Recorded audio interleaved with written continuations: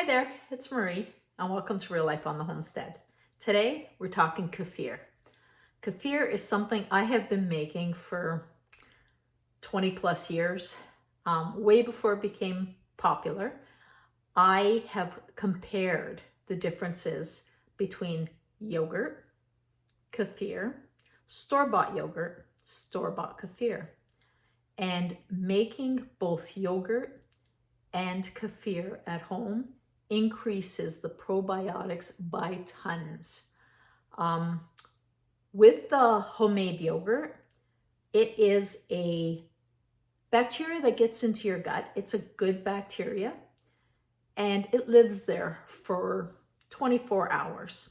So it's a good thing to get into your gut. When you ingest kefir, it colonizes in your gut. So it continuously builds good, healthy bacteria in your gut, creating good gut health. Good gut health is the start to any health for your body. It is the foundation of what fuels you and keeps everything moving properly. So what I'm going to do is just explain to you kefir grains. I will show you what they look like once I strain them. But kefir grains are something that have been around for thousands of years. And different cultures take ownership for where they started. Don't know where the honest start was, but the best kefir is from grains. Now, I know you can order grains online, but my recommendation is get them from someone. And there's people willing to share and people selling them for very little. Try to get them from a source. And what I do with my kefir is I always use as best quality milk as possible. I prefer whole milk, but you can do 2%, 1%.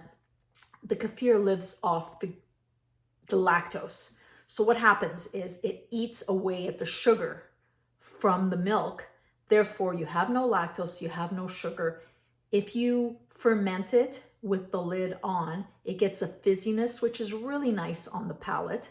I make ice cream with kefir, which is delectable. You can flavor it or you can have it plain. I like the tart plain. The longer you ferment, the tartar it gets, same as yogurt. But this is definitely something to consider if you're lactose intolerant or you just want to build good gut bacteria. The kefir or the yogurt you get in the store is pasteurized. So even though they've cultured this beautiful stuff, then they pasteurize it and the benefits are reduced greatly. So make your kefir at home. And what I'm going to do is, this is my last batch. I've already stirred it, so now you can't see the separation, but you would see almost like a whey and the grains. And I'm going to strain this. I'm going to move the camera over so you can see this. There we go. There are lots of people who say you should only use plastic utensils and plastic strainers. I've been doing this over 20 years. I use stainless steel. I have never had an issue. My grains have not died, which is what they say will happen. Your grains will die. I don't rinse my grains. A lot of people will rinse their grains with water between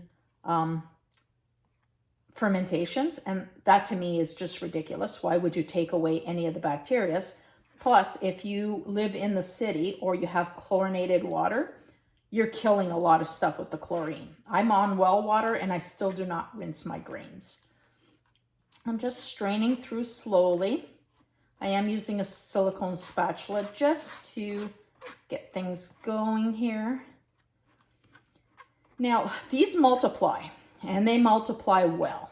So when I have too many, what I will do is I will take about this much, and I will put it in a container with milk and freeze it. So I have a spare batch in the freezer in case anything ever happened to mine. If I want to put these asleep while I go on vacation, I put them in a jar with milk and put it in the fridge. And then it'll take a few days to reactivate them nicely, but works really well. A lot like your sourdough. One thing I do want to say is I know people make water kefir. Once you make water kefir with these, they will not work for milk. And these are meant to be fed by the lactose. I just want to show you here. Take one. My hands are super clean, by the way. So this is what they look like. They look like a little cauliflower. They're very jelly-like, almost like a gummy bear. And you could feed these to your animals. You can eat them, as I just did. They're tart, little chewy, not bad on the palate. And just gonna keep that over the sink so I don't make a mess. There is my kefir. I fermented this for 24 hours. Now that I've taken the grains out, I'm going to put it in a jar and ferment it a second time. And the reason I do that is because I like that fizziness it gets. And once I fermented it another, let's say 12 hours, then I put it in the fridge, and you could flavor it or you can have it plain and fizzy. So this is going to go into my fridge. Now I've got another mason jar here, and don't overmake this, by the way. If you're gonna make a batch, it's gonna be a rotation of every 24 to 48 hours. If you're not consuming a lot, don't make a lot. But for 2 cups here, I would use about a tablespoon of the grains. I have about 2 tablespoons available now. So when you use more grains, it will ferment faster. It's kind of cold right now, being the mid of winter, and we've had like -21. So even though it's in the house, I still keep it in a cupboard, and it tends to be a little cooler. So this will take about 24 hours to ferment. If you don't see the separation, leave it a little longer. But this is going in my cupboard. I am going to put a lid on this.